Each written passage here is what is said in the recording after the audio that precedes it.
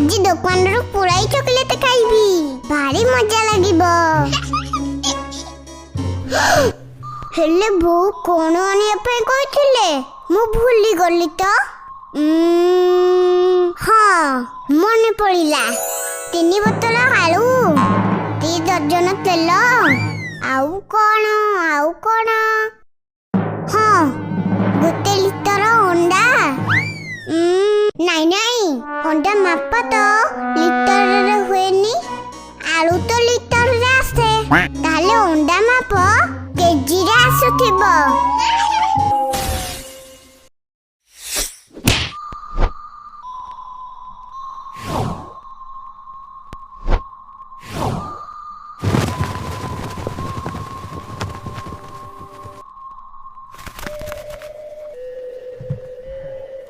कौन है तोर कांदुचु कहीं तते कौन आघात लगी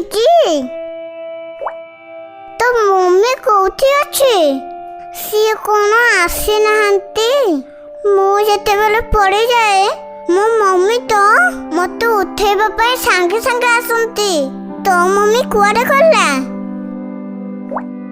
तते कौन भारी कष्ट होउची तू कांदुचु कहीं कांद ना लो तू पानी पीबू रही था किए अच्छा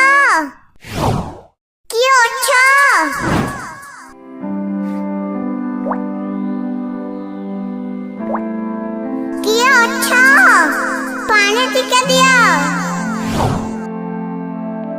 तू डर ना मु अच्छी परा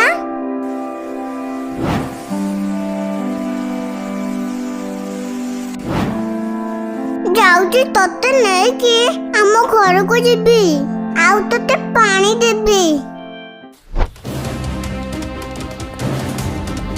व्यस्त हो ना हमें जल्दी पहुंची जिबा।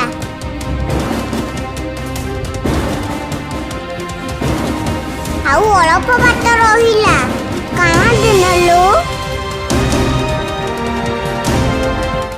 बापा बहु जल्दी आसा आलू कौन है एते व्यस्त है कि काई ना कुछ वो दुकान को जाउथिली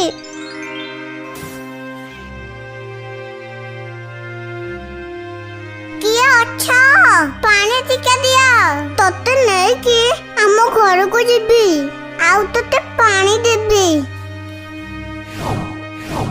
गल टिके चढ़ई पे पानी आनिबो।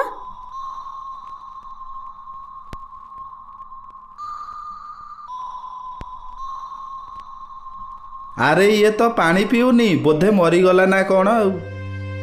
नहीं बापा ये मरिनी सी ऊपर पड़ी बारू घाइला हो जाइची चलो ताको डाक्तरखाना नहीं जीबा। ये तो हलचल होनी बोधे मरी जाइची डाक्तरखाना नहीं ले ये बंची जीबा। बहु बहु बापा को कह से डाक्तरखाना नहीं की जीबे कोठु गोटे मल्ला चढ़ईटे नहीं के आसिकी डाक्तरखाना जीवा को जिद करूछु। बहु मु तळे पळे के खंदिया हेथिले मते कोन डाक्तरखाना नहीं की भलो करी न थांता।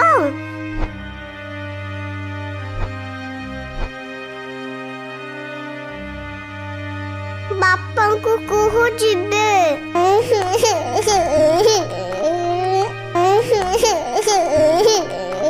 हो कांद ना बापा नहीं कि जीबे चलो ताको डाक्तरखाना नहीं जीबा।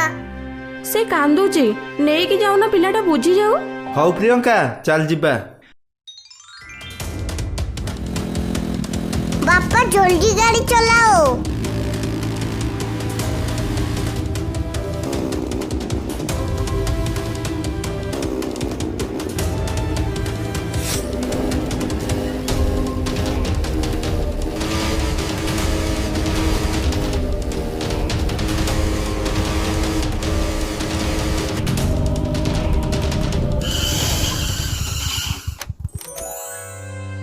डाक्टर बाबू देखिले चढ़ईटा बंची कि नहीं